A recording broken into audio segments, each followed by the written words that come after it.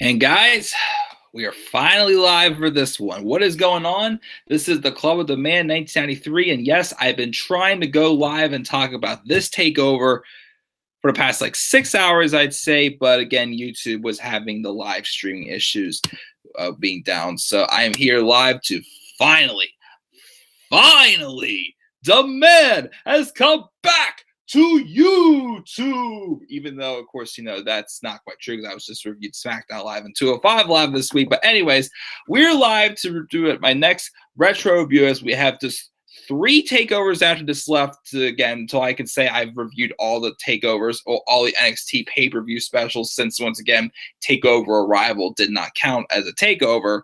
I'm sorry, it was not takeover, it was just NXT Arrival didn't count as a takeover. It was counted as an NXT Network special. But still, I did review that show on this channel anyways. So we're almost done with reviewing all the shows I have not reviewed on this channel, which again is up to TakeOver Brooklyn 3. So we're on now NXT TakeOver San Antonio 2017. Once again, San Antonio is a beautiful city. I got to visit it back in February this year. If you haven't been there yet, I'd recommend checking out. But this show took place on January 28th, 2017, the first NXT TakeOver to take place Royal Rumble weekend, because in 2016, after the brand split, of course, was announced, it also announced they were going to try to keep, the NXT TakeOvers for the most part, same weekends as, the big fives, as seemed to do so, except for this year, kind of changed up a little bit because Money in the Bank was the first paper after WrestleMania, which I still don't get that at all, probably because, again, they had the Saudi Arabia show. But anyway, so this takeover again took place January 20, 2017 at the Freeman Coliseum in San Antonio, Texas. Now, before I watched this show again, I mean, the first time I watched it, I gave it a little bit of a higher grade because I felt, even though my expectations weren't as high, because I'd say, well, of all the NXT shows that I've, been able to, see the build for, I felt this show had probably the weakest build, I felt. It was still a good show, but again, it was just a few months after the brand split return. Obviously, a lot of stars from NXT got called up a little bit earlier because of so. Mainly the women's division I felt suffered the most because, yeah, although the men's division did have a lot of big names also, the tag team division was fine. They didn't lose. Only tag team they really lost was American Alpha. I think this is the only tag team that went up because of the brand split. Of course, they had lost Enzo and Cass, but that was right at WrestleMania and the Vaudevillains. But they still had DIY, Authors of Pain, the Revival, Heavy Machinery was up and coming as well. Sanity was up and coming too. All those things. And of course, I think this is not too long before Oni Lorcan and Danny Burch formed their alliance as well. So obviously, there's still a lot of fresh names getting some takeover opportunities on the show. I'd still say, well, I gave this show a slight. I mean, I didn't give the show an A- like I did back in when I reviewed it with Daniel Geisa back in 2017. I gave it an A-. I felt like I got everything I wanted out of the show. But of course, watching it again, I still say it's definitely one of the weaker NXT's takeovers of all time. Still good, but one particular moment in this show made me give this grade just a touch higher than I was going to give it, though. But it was still, again, good show, but it was definitely just a lot of people who haven't really got much takeover experience yet getting their feet wet and takeover on pay-per-view, basically. And of course, watching these matches, I feel like, now that I've seen how successful these guys have become, ever since, I can kind of, appreciate these matches a little bit more, but put my head in the shoes back then, what were these guys supposed to be back then, basically? And yeah, sometimes, future, events can kind of affect how you look back on some of the past. Okay, that didn't really work at first, it worked now, but I'm kind of going to judge this as if I just watched the pay-per-view the first time. Still a good show, but not one of the strongest takeovers, I'd say.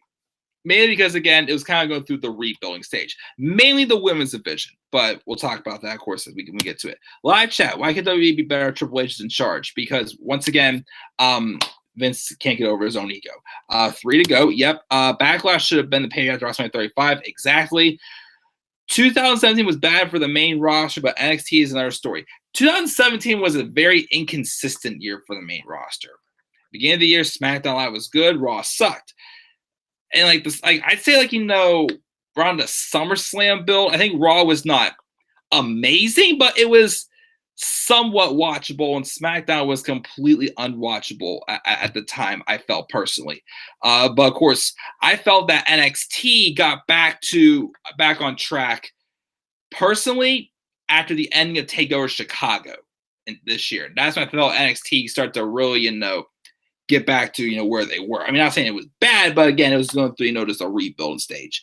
But what if Bobby stayed on SmackDown? He should have faced AJ at Extreme Rules. I mean, maybe, of course, if he was booked better. But now, of course, now not Bobby, but Robert is just literally a buffoon chasing after the 24/7 championship, unfortunately. But anyway, so here's what happened at TakeOver San Antonio.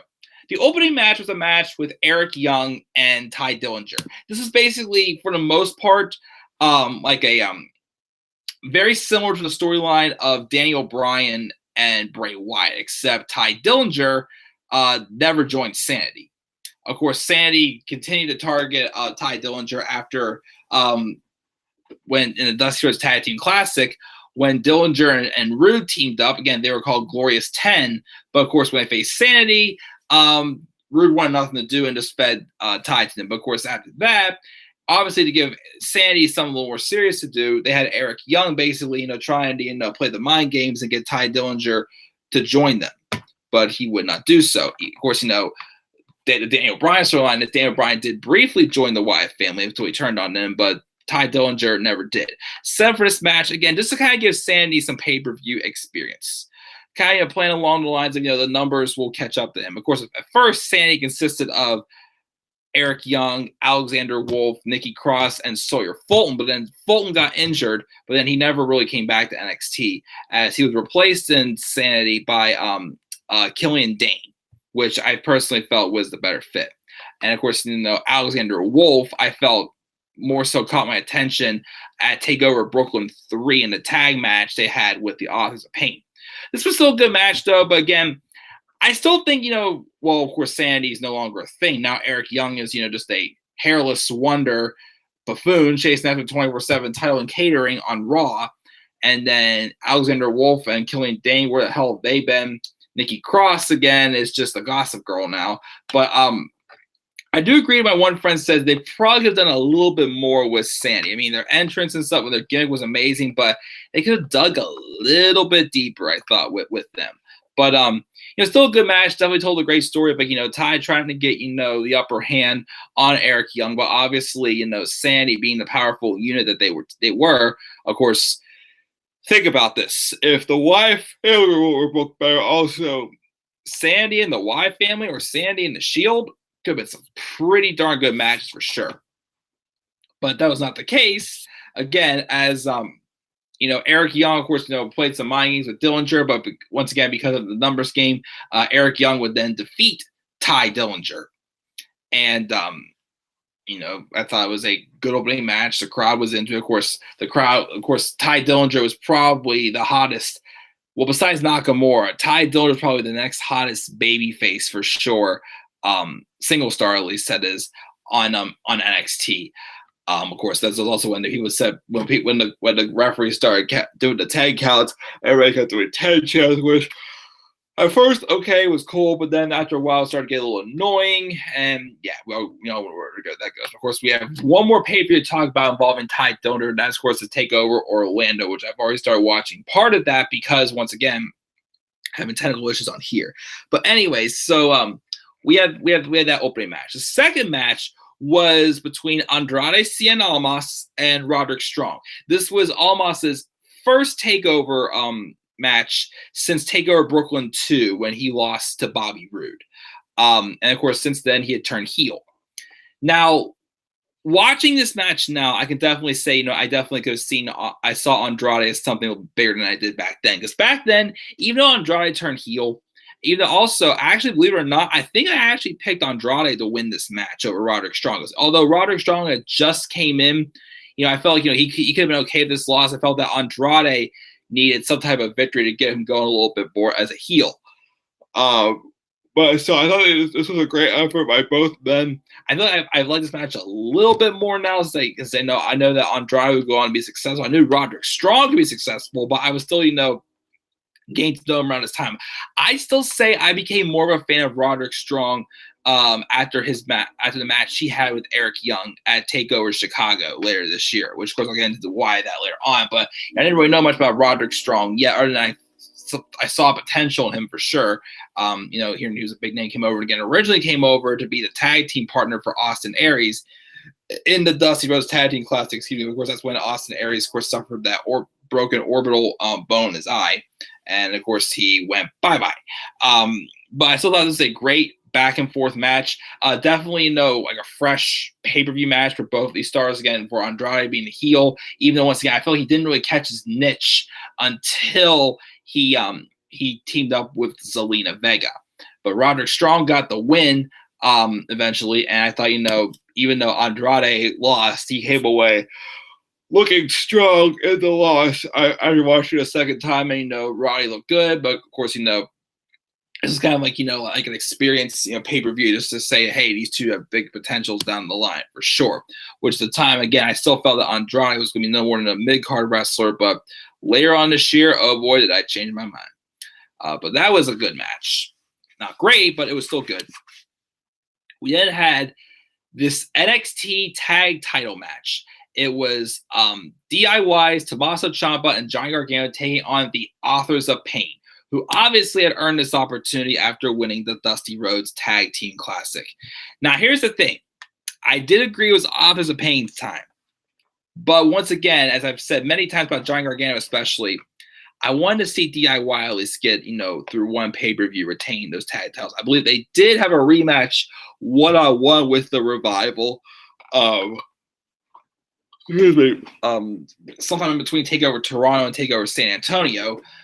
But other than that, again, why can't they get past one TakeOver without retaining the tag titles?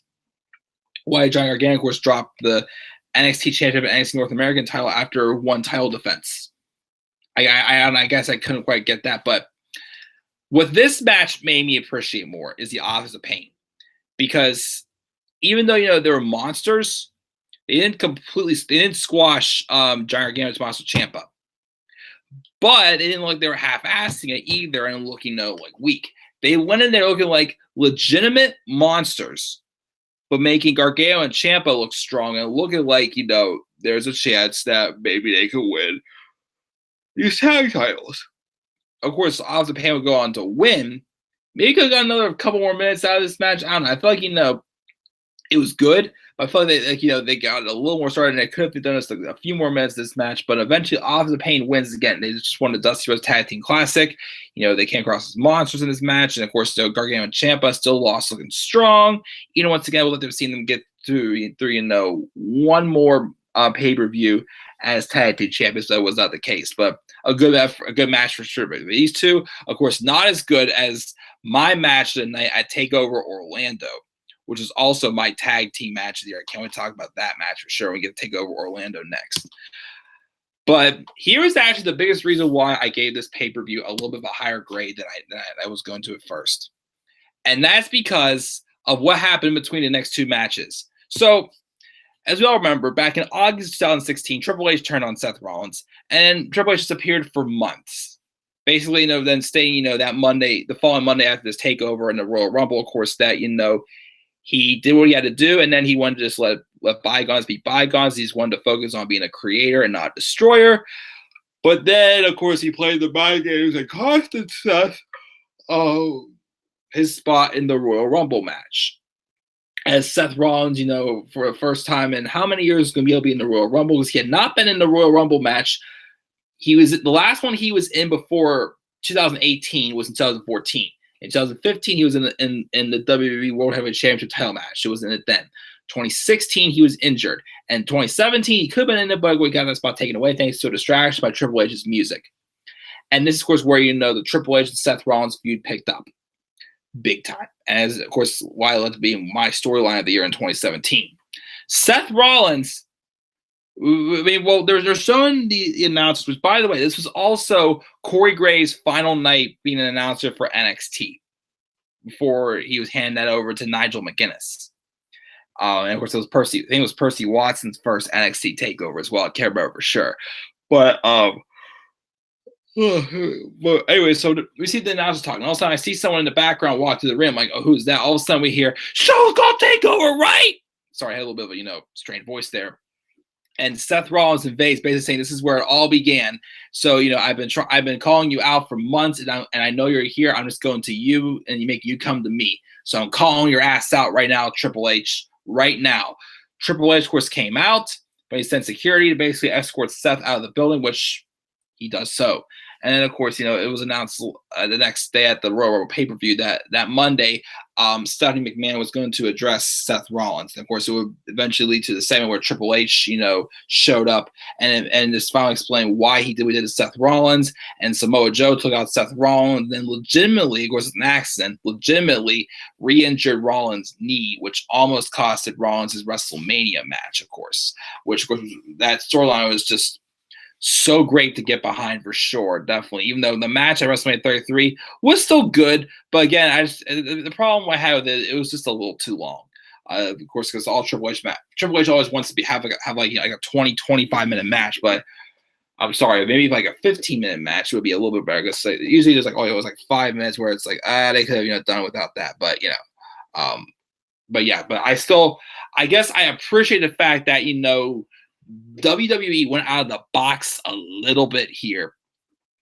Having a story, obviously, Seth Rollins was going to just sit around, wait till Monday, and do something. Then no, he wanted to get his hands on Triple H, so he went to the one place he knows Triple H could be, which was, of course, NXT, and he invaded the show, as he said. Show is called TakeOver, right? Honestly, probably my favorite part of the show for sure was that, and I guess because I did that, I gave this one a little bit of a higher grade than I was going to give. But of course, we had that moment there. Check the live chat really quick. I meant if he turned heel last year, won a gauntlet match to defeat The Miz in Rusev's place, maybe. Triple H could make WWE better for sure. The invasion of Seth, and he thought WrestleMania 33 sucked. I kind of enjoyed WrestleMania 33, but I do kind of agree. At the time, I enjoyed it a little bit more than I did now because the aftermath kind of made the show look a little bit pointless in some ways. And I thought WrestleMania 33 was still a decent show, but it's definitely not one of the better ones for sure. But anyways, I have 2 more matches to talk about, then I'm going to get ready to go to bed. I'll probably watch a little bit more TakeOver Orlando before I go to bed. But anyways, next we had probably the weakest match in this card, in my opinion, the NXT Women's Championship Fatal 4-Way. It was Asuka, Billie Kay, Peyton Royce, and Nikki Cross. It just felt like 4 random people kind of thrown together. And obviously, once again, the competition, the women's division, I thought was very thin at the time. And I just felt like, the dynamics were a little bit weird, for this match. It was still solid. They did the best they could with this. I mean, they did take out Nikki Cross, though, on the table, but then most of the match was, Billie Kay and Peyton Royce, trying to take out Asuka, but didn't work. And I don't know. I don't know if it's because of how the book now, but I thought Billie Kay and Peyton Royce in NXT at least was a good act together on the main roster. I won't deny it. They have kind of made them a little bit annoying, and they still kind of feel like jobbers to me. But I never really saw either one of them really becoming champions as a team. Maybe as single stars, yes, but as a team, no. I never really saw them. Didn't really see them as a huge threat, in my opinion. But Asuka retained. It was kind of really, just like a filler match, not like a solid filler match. I thought, because obviously at TakeOver Orlando, it was time for Asuka to fight Ember Moon, and boy, was that a great story. But of course, their match at TakeOver Brooklyn 3, Women's Match of the Year in 2017. Although there was another Match of the Year candidate, I thought, for the women, and that was a match on NXT television between Asuka and Nikki Cross in that last woman standing match. Just absolutely fantastic. But of course, their match TakeOver Brooklyn 3, which was one of the last matches we talked about in this retro review series. I can't wait to talk about that. So that match happened, and finally we had our main event. It was Shinsuke Nakamura, the NXT champion, who, again, he did lose the title to Samoa Joe to TakeOver Toronto, but he won it back like 2 weeks later at some special in Japan.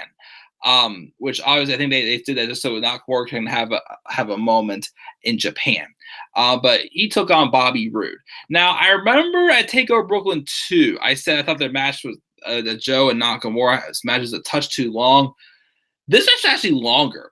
This was like 27-minute match. I don't know if it's because, they did like the long stare down at the beginning, or because of the injury angle. Well, this was a legitimate injury angle or not. This match took 27 and a half minutes. Touch too long. And personally, I thought this was the better of the two matches. Bobby Roode and Nakamura, put on good matches, but I do remember feeling they didn't really have the best chemistry. And really, the only classic level match that Nakamura put on his year in NXT again was the match with Sami Zayn, and maybe kind of the match with Finn Balor.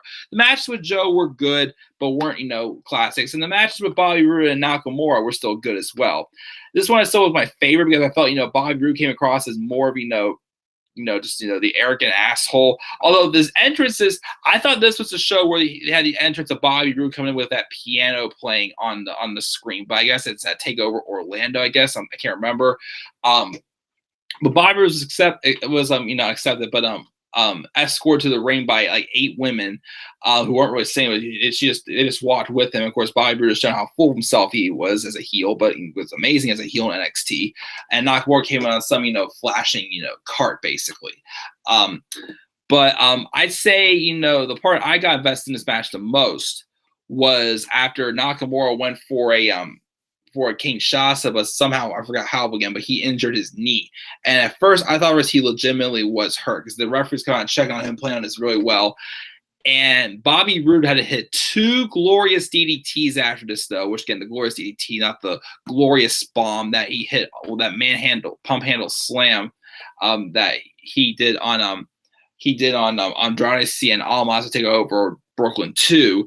He instead one after hitting 2 glorious DDTs. The first one Nakamura kicked out. The second one, though, he didn't.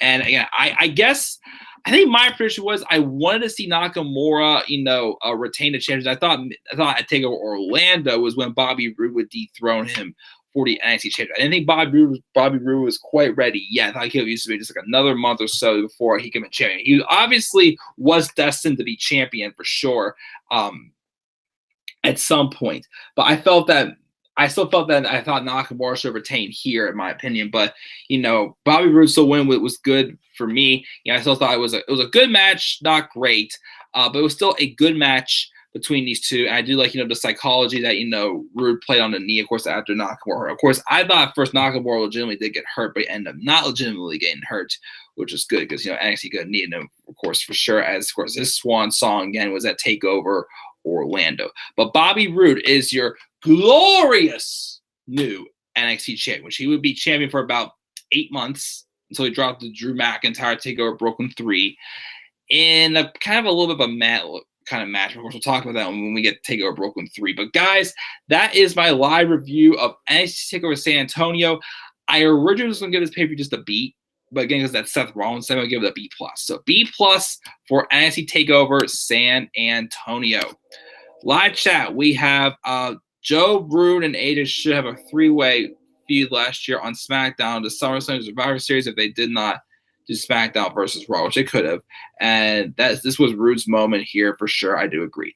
But thank you, Tyler, for joining me live again, guys. I'm kind of tired, so I'm getting ready to go to bed. So next up, of course, TakeOver Orlando, which is, again, another one of a little more of the weaker pay-per-views. It was not bad, but it wasn't really, one of the greatest takeovers yet, but still had some moments there to talk about, especially, of course, the tag team match. I can't wait to watch that match again.